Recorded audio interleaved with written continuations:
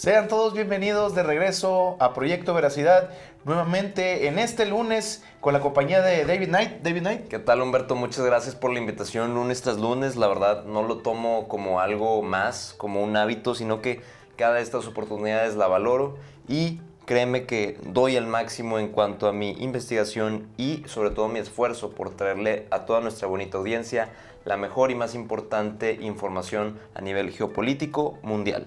Excelente, y pues con el honor de tenerte aquí en el programa, ¿qué vamos a platicar el día de hoy? Vamos a platicar del tecnofeudalismo, un término que se ha acuñado en los últimos años y es ahora más relevante que nunca. ¿Quieres saber o sabes, tienes algunas ideas de qué es el tecnofeudalismo, Humberto? Pues el día de hoy lo estamos viviendo y muy probablemente es que no sea inconsciente para todos. No sabemos. Así es. Desde el sistema feudal, que pues obviamente algunos en la primaria, en la secundaria nos lo enseñaron en las clases de historia, pues podríamos pensar que ya quedó erradicado con el paso evolutivo del tiempo. No obstante, sabemos que eso no es una realidad, sabemos que ahora está actualizado como todo lo que ha pasado alrededor del mundo en los últimos años y ahora se convirtió en el tecnofeudalismo. Así es, Humberto. Pues bueno, este término lo crea Yanis Varoufakis, de tecnofeudalismo. Él es un exministro de finanzas de Grecia. Él tiene maestría, doctorado y su licenciatura en economía. Por lo tanto, podemos fiarnos un poco de las opiniones de estas personas. Y particularmente lo que él dice es que el capitalismo está muerto. Esa forma en la que nos relacionamos a nivel mundial ha caído, porque ahora actualmente quien lo lideran son las grandes empresas tecnológicas. Y precisamente vamos a hablar de eso a continuación. Antes, por ejemplo, el capitalismo funcionaba en un mercado que tenía flujos muy constantes de cambio, de mucha incertidumbre incluso. Pero actualmente vemos que eso ha cambiado, porque antes el mercado capitalista intercambiaba bienes y servicios. Actualmente lo que propone Yanis Varoufakis es que el tecnofeudalismo simplemente se trata de algunas empresas que monopolizan todo el estado tecnológico actual, todos los desarrollos tecnológicos actuales, donde las personas fungen como los creadores. ¿Y quiénes son los únicos que se ven beneficiados por esto? Pues precisamente son los dueños de estas empresas y los inversionistas. Mientras que las personas, su único incentivo o su única recompensa de entrada es la dopamina. Y segundo, pues es que no reciben nada ellos por ser los creadores. Entonces, ¿qué opinas de esto, Humberto? Pues es interesante el saber que ahora se restringe a unos pocos que tienen derecho a esta información tan privilegiada. No me refiero a lo digital, sino lo que recibimos todos, sino a los ingresos que esto deja, ¿no? Estas rentas digitales que ahora vamos a verlo un poco más adelante. Y si a ustedes les está gustando este programa, recuerden que estamos ya en nuestro canal exclusivo de Papi TV. También estamos en Proyecto Veracidad como nuevo canal. Así que por favor, si no están viéndolo en cualquiera de estos dos medios, pues por favor váyanse a Proyecto Veracidad en YouTube y ahí estamos para ustedes. Este es ya nuestro cuarto video y pues seguimos en esta información tan interesante. Retomando, decíamos que las rentas digitales, que vamos a ver un poco más adelante ese concepto especificado, pues bueno, es lo que está teniendo como recompensa las grandes industrias como lo has mencionado, como es Meta, Amazon, el mismo Elon Musk por medio de X, ahora X, antes Twitter. Y pues es muy interesante cómo cambió los señores feudales, ahora ponerles, en vez de un señor feudal, una empresa como logotipo. Así es. Bueno, y puede que en este momento hayan algunas personas perdidas, porque pueden decir, oye, ¿y esto cómo se relaciona con lo que era el feudalismo antes? Bueno, tenemos un eje principal que son los señores feudales, que son pues quienes son dueños de todas las tierras. Actualmente lo que se relaciona con lo que eran los señores feudales en ese momento, precisamente son los dueños de las empresas más grandes, entre ellas Amazon, Alphabet, Meta, Facebook, etcétera, etcétera. Entonces es a través de todos sus desarrollos de estas plataformas que esto precisamente es como si fuese la tierra. Ahora tenemos los plebeyos, que es un eje más abajo de los señores feudales, quienes fungen como los creadores o también las empresas que se ven beneficiadas en estos tipos de lugares. ¿Por qué? porque ellos pueden vender y ofrecer sus bienes y servicios en estos lugares. Y por último, están hasta abajo las personas que solamente consumen, Sí, que son, por ejemplo, la clase proletaria, como fuera en su momento, ¿verdad? Ujú. Son las personas que simplemente se encargan de cosechar todo el momento y son los que menos productos reciben de toda esta pues construcción, de toda esta, pues si lo queremos ver de alguna forma, de todo este cultivo que se está haciendo a través del tecnofeudalismo, de toda la cantidad de datos impresionantes, y no por impresionantes quiero decir que sean buenos o agradables, sino que es una cantidad gigante de datos que segundo tras segundo, todas las personas que somos parte de precisamente esta red tecnológica, estamos dando a los algoritmos para que estas empresas puedan hacer ingresos con todas nuestras acciones. Ellos venden todos estos datos y así es como reciben mucho, mucho dinero. Y es por esto que han habido grandes escándalos en los últimos años. Así es. Y bueno, y ahora, ahorita que mencionaste algo muy importante, los algoritmos y cómo básicamente ellos construyen la programación a la que queremos ver.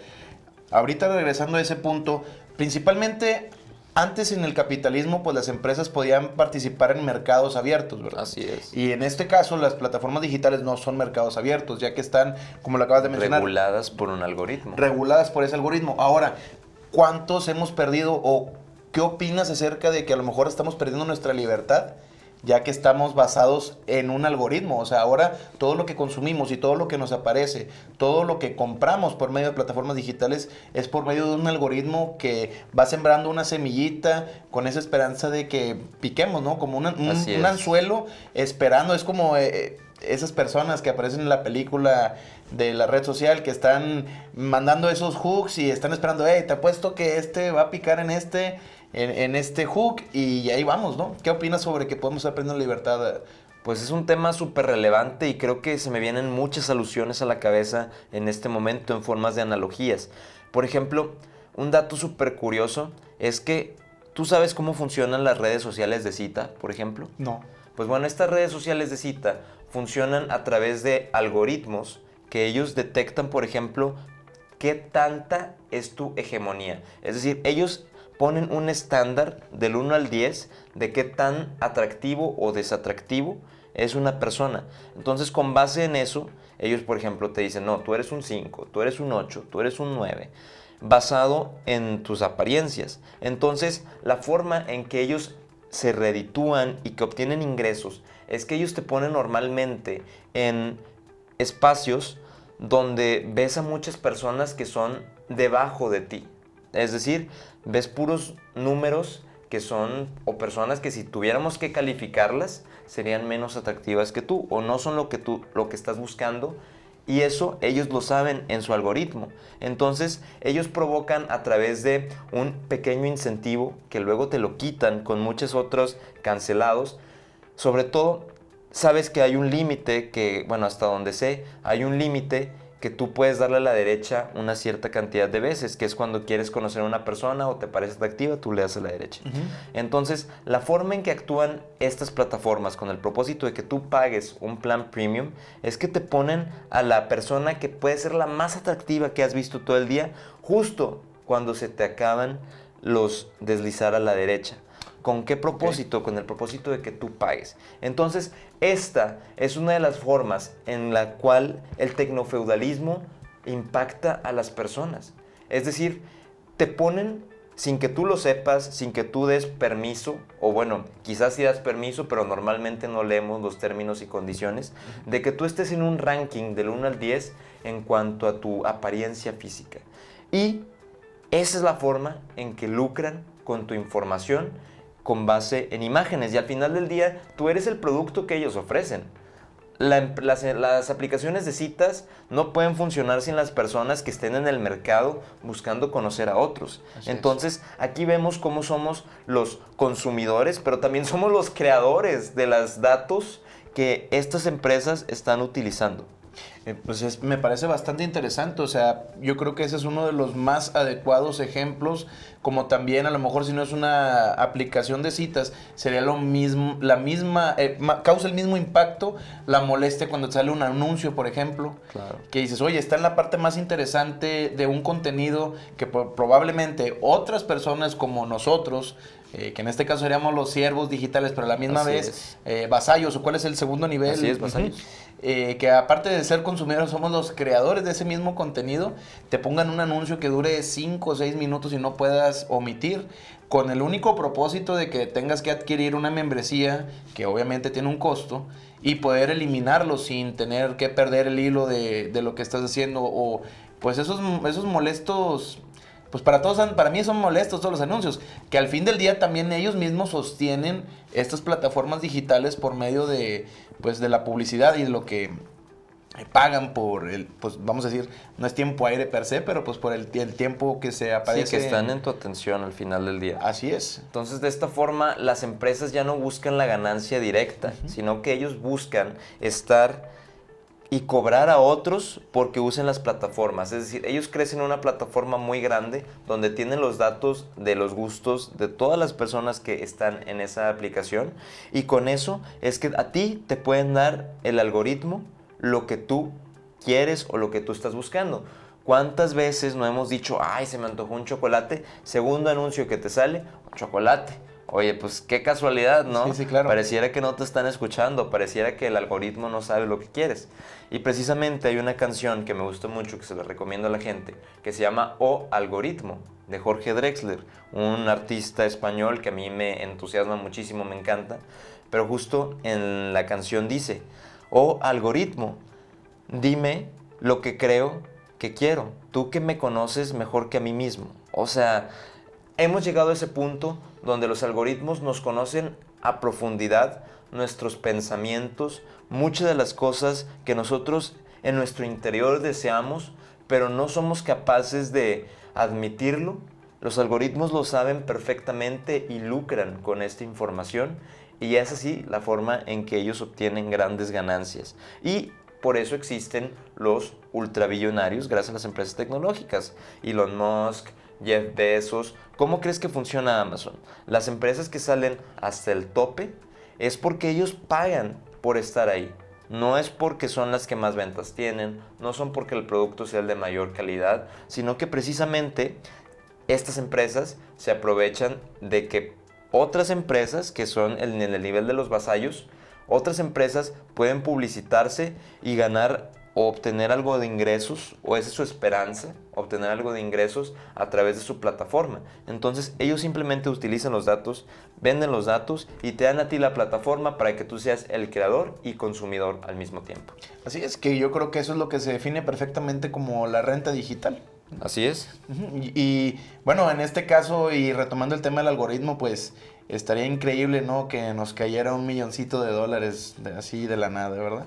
Claro, y de vistas. Ojalá que el algoritmo nos favorezca. El algoritmo, pues, si tanto que nos conoces, si tanto nos escuchas y sabes lo que nos preparamos, pues ahí recompénsanos, ¿no? Sí, a la audiencia que le dé este contenido de tan alta calidad que se los merece saber. O sea, ustedes como los consumidores al final del día también merecen saberlo. Oye, y con toda esta información que me has compartido, ¿tú consideras que las plataformas digitales tienen más poder que algunos gobiernos o que el gobierno per se? Así es, Humberto, y tal es el caso del poder que tienen estas empresas, que incluso son mucho más grandes que los países, que traje algunos ejemplos de cuánto es el poder que tienen las empresas actuales y cómo se comparan a algunos países. Por ejemplo, Apple en 2023 alcanzó una capitalización de mercado de 3 trillones de dólares, superando el PIB de México 2.5 veces, siendo que el PIB de México son 1.3 trillones de dólares. Y como sabemos, aquí en México tenemos 130 millones de personas. Mientras que en Apple lo más impresionante es que tan solo son 164,000 empleados. Si tuviéramos que hacer un desglose de todo cuánto le tocaría de dinero de la valorización que cuesta su empresa, o cuánto le cuesta a México, o cuál es el PIB per cápita que tiene México como ingresos, A cada persona que trabaja en Apple obtendrían 18 millones de dólares, mientras que en México tan solo obtendrían aproximadamente 80,000 pesos. Este es el poder que tienen las empresas. Otro ejemplo de esto es Microsoft, que estaba valuado en 1.9 trillones de dólares, superando el PIB de países como Brasil y Canadá, que sabemos que son potencias a nivel mundial, y aún así una empresa es mucho más valioso que estos países que tienen millones de personas en sus manos. Y por último, Nvidia. En 2023 esta empresa alcanzó 1.02 billones de dólares, pero actualmente rebasa los 3 trillones de dólares. De tal forma que con 36,000 empleados, en su momento les hubieran tocado 47 millones de dólares a cada uno, que son aproximadamente 580 veces más que lo que obtendrían personas que viven en países como México, como Argentina y otros países desarrollados. Aquí es donde vemos el impacto que tienen estos países en particular. Y por otra parte vemos el otro polo, que es algo negativo, que por ejemplo Amazon, digamos esta empresa, obtiene miles de millones de dólares en ganancias, pero paga impuestos mínimos en cada país, porque ellos distribuyen su hegemonía y sus jurisdicciones de forma bastante estratégica. Tienen muchos especialistas que les ayudan a evadir la mayor cantidad de impuestos posibles y obtener la mayor cantidad de ganancias. Por lo tanto, aquí podemos ver que si bien ellos están ganando miles de millones de dólares, también vemos el otro polo, que son los países que se están empobreciendo a medida que el tiempo pasa. Entonces, los gobiernos reciben cada vez menos y menos ingresos y por lo tanto no pueden financiar temas de salud, de economía, de educación o de infraestructura con el mismo nivel que lo podría hacer una empresa. ¿Tú crees que pueda llegar un momento en el que ya dejemos de ser de una nacionalidad y en realidad nos etiqueten como si fuéramos otro producto de alguna compañía? Pues es que en realidad es un escenario posible, o sea, una distopía, 100%. Así es. Claro, porque ahorita muchas empresas regulares o las que sostienen el PIB de países como Brasil o de México, principalmente son las de la industria acerera. O sea, a mí lo que me preocupa es que si ya todo está controlado por los grandes mercados de estas, vamos a decir, plataformas digitales que son cerrados, ¿dónde van a quedar todas esas personas que se ayudan a construir el otro PIB? Si bien es un comprador indirecto para ambos lados, ¿cómo va a ser posible que personas que pagan tantos pocos impuestos por cómo tienen distribuida, o las estrategias fiscales de evasión que ellos utilizan, cómo le compiten ahora las empresas que han estado ahí toda la vida en sus mercados naturales o normales? Entonces, eso me da mucha pauta a lo que dices tú. Puede llegar un punto en el que sean absorbidas también por una grande, pues por una plataforma digital grande, así en un cúmulo, en un consorcio, y podamos pasar a ser ya no con una nacionalidad, sino como un número, ¿no? Una matrícula solamente. Así es. Y justamente tocas un tema muy importante. ¿Cómo hemos pasado a ser parte de las empresas y tener toda nuestra confianza en ellos? Sí. Y cómo dejamos de lado un poco las empresas en las cuales íbamos antes nosotros todos los días. Y empecemos, por ejemplo, por la tienda de esquina. Durante la pandemia nos dimos cuenta que era muy difícil salir y por lo tanto creció exponencialmente la necesidad y el deseo de las personas por ser parte, por ejemplo, de estas plataformas como Uber, Rappi, en Estados Unidos Fiverr, entre muchas otras. Y aquí es donde vemos un ejemplo de los siervos digitales y un término que se le llama la gig economy. Es decir, después de la pandemia, las personas actualmente son mucho menos probables a que vayan al supermercado, a su supermercado local o alguna cadena nacional. ¿Por qué? Porque ya tenemos otras aplicaciones que se encargan precisamente de solucionarnos este problema. Nos ahorran tiempo, nos ahorran atención y tan solo estamos a unos clics de tener todas esas cosas que necesitamos prácticamente de forma instantánea, sino que es en unos minutos.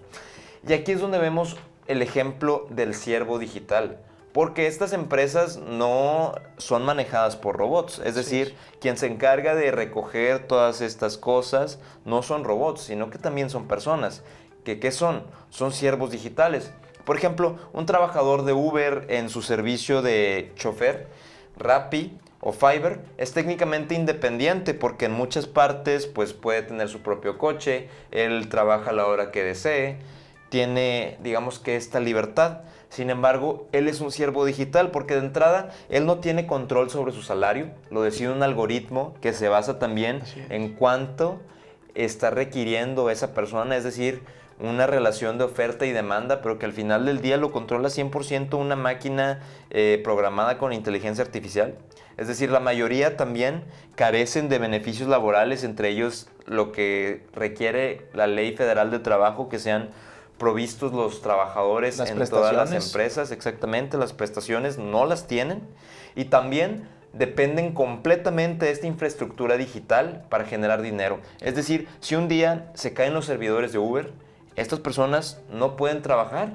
¿Por qué? Porque son completamente dependientes a esta plataforma digital, lo cual es otro ejemplo de cómo estamos viendo el tecnofeudalismo día con día. Tienes toda la razón y eso es uno de los problemas más graves de ese tipo de independencia, no independencia, sería que también, a diferencia de cualquier otra empresa, ellos no tienen ni voz ni voto para la toma de decisiones de por qué camino se van a ir. Si algún día ellos deciden, ¿sabes qué? Ya no vamos a transportar más que personas de cierta edad, de ciertos rangos de edad, o solamente nos vamos a encargar a logística y entrega de servicios, pues no podrían hacer nada, no podrían tomar una decisión de estar a favor o en contra de cualquiera de la toma de las decisiones, que esto de alguna manera nos lleva a una realidad, como lo acabas de mencionar. Te puedes volver esclavo de ese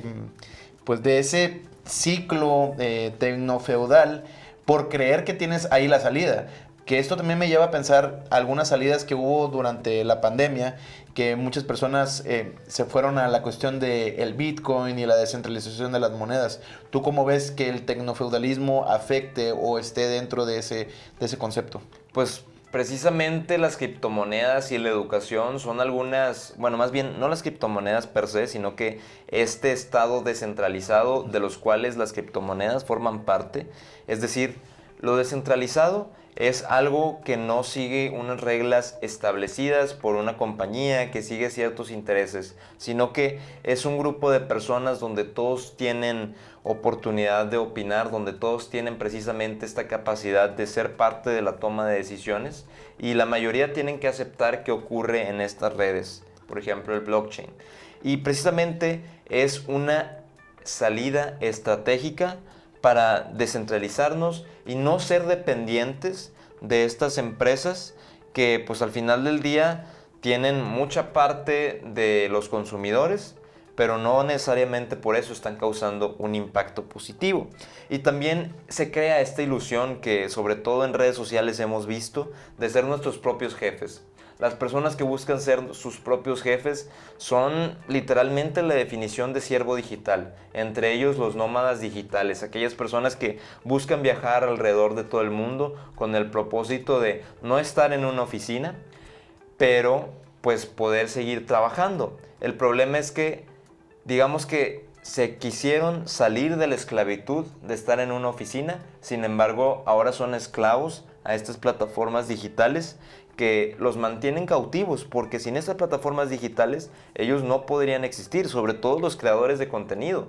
Quienes son nómadas digitales viajan por todo el mundo, los vemos en Bali, Indonesia, los vemos viajando en China, en Europa, en Asia, etcétera, etcétera. Sin embargo, si en algún momento se caen las redes sociales o entra un nuevo gobernante, como lo vimos con nuestro país vecino, que quiso quitar por completo TikTok, pues vemos que toda esta infraestructura que se ha desarrollado a lo largo de los años, de un momento para otro puede desaparecer, por lo cual es importante que no seamos 100% dependientes ante este tipo de cosas. Y otro de los argumentos que expone este autor y hace una referencia a Hesíodo, alguien que también aparece y un escritor a la par de Homero, quien escribió la Ilíada y la Odisea, que él hablaba de cómo estaban en una edad de hierro. Esta edad de hierro pues precisamente es una transición de la edad de bronce, donde pues precisamente sí habían utensilios que te ayudaban a hacer la vida más eficiente, pero tan pronto entró el hierro, eso hubo una catapulta que te permitió crecer mucho más. Bueno, lo mismo está ocurriendo actualmente con las redes sociales y todo este tipo de cosas, estas tecnofeudalismo que lo vemos. Y hay una frase que él dice, que precisamente el trabajo era constante en su momento, el trabajo era constante y había un sufrimiento de igual manera, todo el tiempo. Y lo mismo pasa con las redes sociales, es decir, nosotros estamos constantemente aportando datos a todas estas redes tecnológicas que existen y el sufrimiento ocurre cuando nos comparamos a nosotros, nuestro interior, con el exterior de las demás personas que comparten ahí todo lo que está ocurriendo en sus vidas. De tal forma que sí, hay prosperidad económica, o al menos para unos pocos que están monopolizando todo ese poder. Sin embargo, cada vez vemos menos virtudes en las personas y precisamente en los siervos digitales se pierde esa capacidad de discernir entre lo bien, lo bueno y lo malo. ¿No? Y tal como lo mencionas, es muy importante observar todos estos parámetros porque aumentan la desigualdad entre las personas. No todos tienen acceso a plataformas digitales y menos hacer inversiones en criptos y en ninguna otra de las presentaciones en las que puedas mover tu dinero por medio de estos canales de inversión. Y para el gobierno yo creo que esto es muy difícil poder controlar. Una por la desigualdad, como lo mencionas, y el otro porque se empieza a perder la seguridad social. Ahora, hay mucha gente inconforme con la nula paga de los impuestos que hay a través de estas plataformas digitales y el riesgo que tiene si un día, como dices tú, hay, no sé, alguna bomba electromagnética y ya no haya absolutamente nada de comunicación con tecnología, o bien si algún gobernante toma la decisión de, ¿sabes qué? Nos salimos de ese juego y regresamos a lo tradicional. ¿Cómo impactaría? Es interesante analizar cómo impactaría eso a las personas que han tomado la decisión de dedicarse por completo, como dices, irse de viaje, encharcarse en deuda con el pago de tarjetas de crédito y cosas que requieren ellos para seguir creando contenido y que de un día para otro lo cierren, que eso debió ser un golpe, pues si no bajo, muy duro para algunos habitantes del país vecino que son creadores de contenido, que de la noche a la mañana, pues algunos van a perder todos sus activos o todos sus ingresos instantáneamente, ¿no? Bueno, sí. Actualmente TikTok ya no se encuentra en riesgo. Prácticamente la negociación nos salió positiva para este país vecino, puesto que la plataforma sigue en pie. Sin embargo, me gustaría no quedarme solamente este lado de la moneda, sino qué ocurre, por ejemplo, con el tecnofeudalismo en China. En China hay una plataforma que se llama WeChat, que es muy similar a lo que nos ofrece Meta, Facebook, WhatsApp, Instagram, donde está todo en uno mismo. Sin embargo, no solo se limita a eso, sino que en WeChat también es como un Amazon integrado con todo lo de Meta.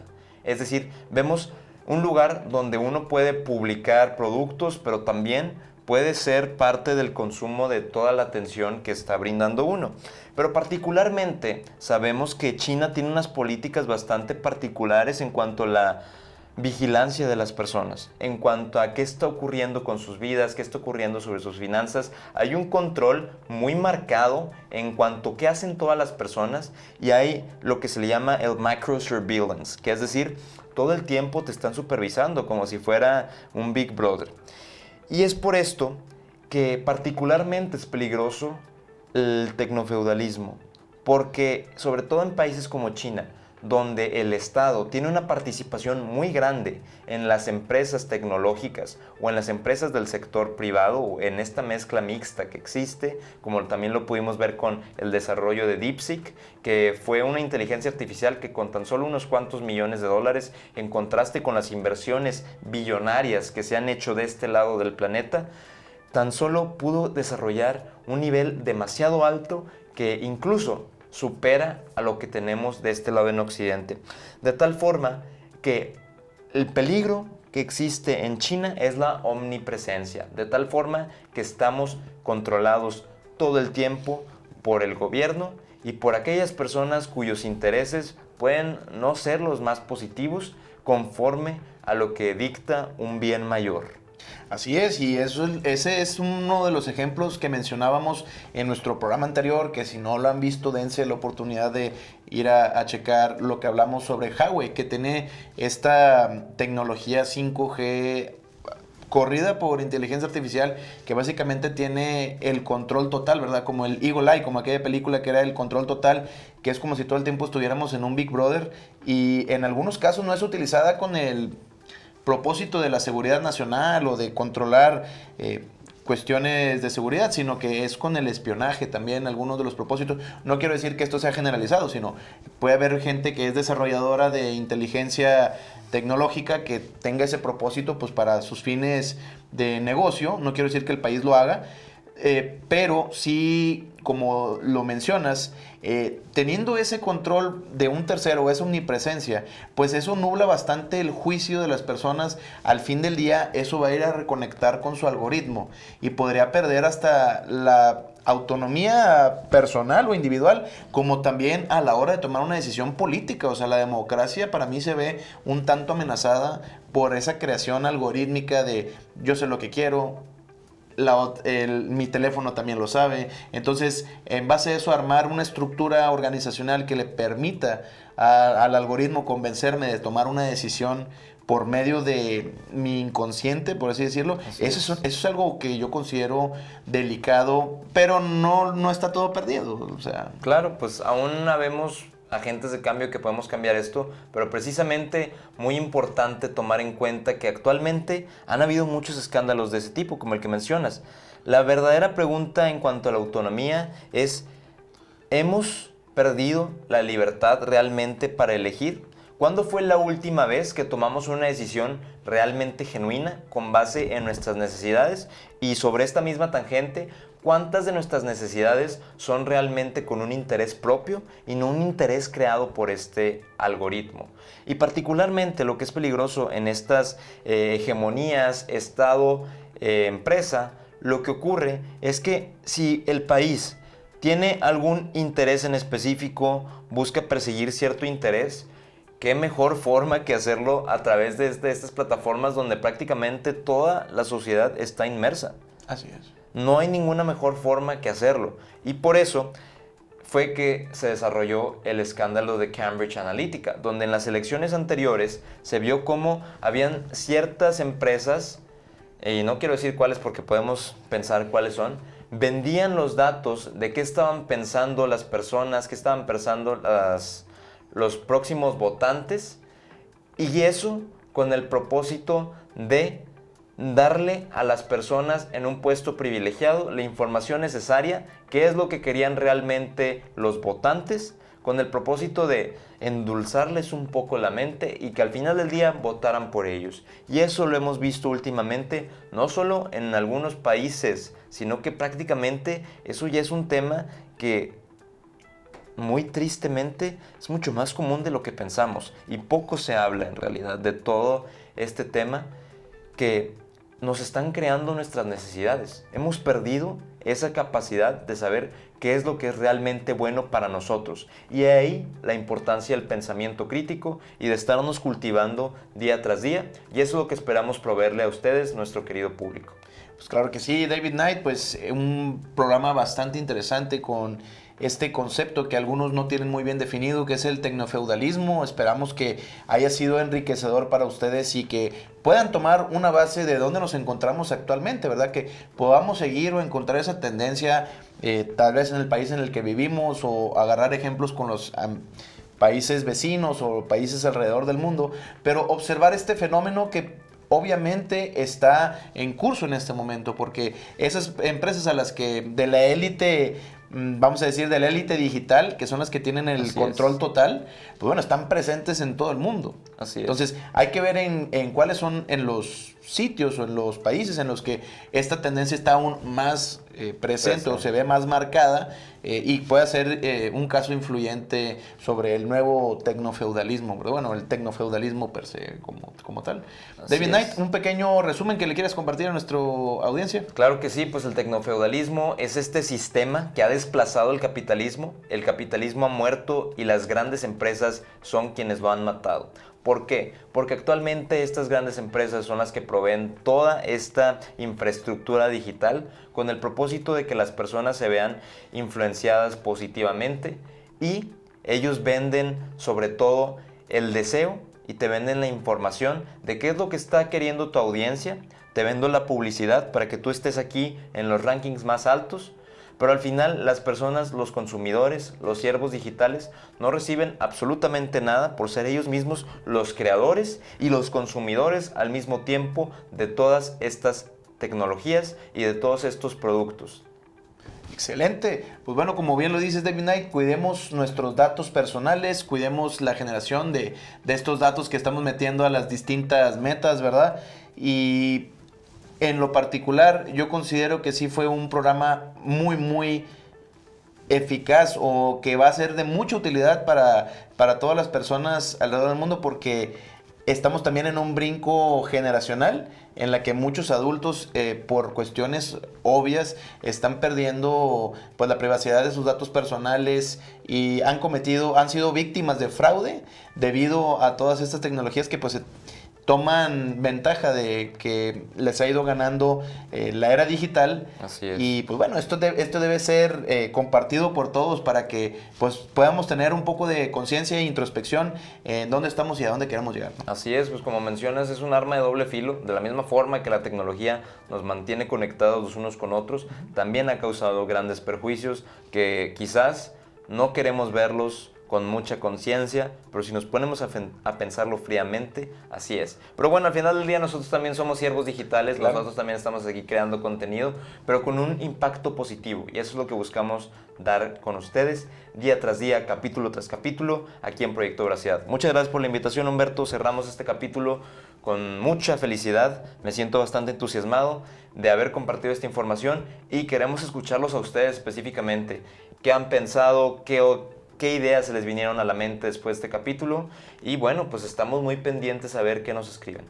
Pues nos vamos, ha sido un placer estar con ustedes, les deseamos una excelente semana. Recuerden, esto fue Proyecto Veracidad, estamos en todas las plataformas digitales. Les recuerdo que tenemos nuestro nuevo canal, vayan a suscribirse para que les lleguen las notificaciones de cuándo y a qué horas están publicados todos nuestros programas. Les recuerdo también que tenemos nuestro WhatsApp en el 81 32 67 60 85 y estamos disponibles en todas las plataformas digitales. Un agradecimiento absoluto a Papi TV por este espacio. David Knight, nuevamente muy agradecido contigo y honrado con tu presencia. Muchas gracias. Que la sigan pasando muy bien.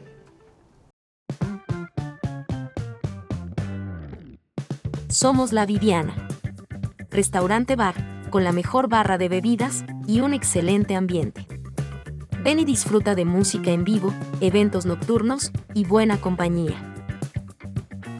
Tenemos una gran variedad de platillos. Desde mariscos, ensaladas y deliciosos cortes de carne. Visítanos en Modesto Arreola 209 en el centro de Monterrey. En Terranova 112 Colonia Vista Hermosa. Y en Garza Sada 400 Colonia Alta Vista. Abierto de lunes a sábado de 1 de la tarde a 1 de la mañana.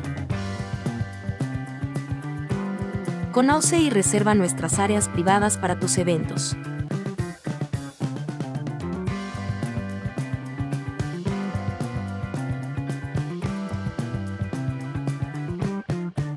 Ven y conócenos, no te arrepentirás.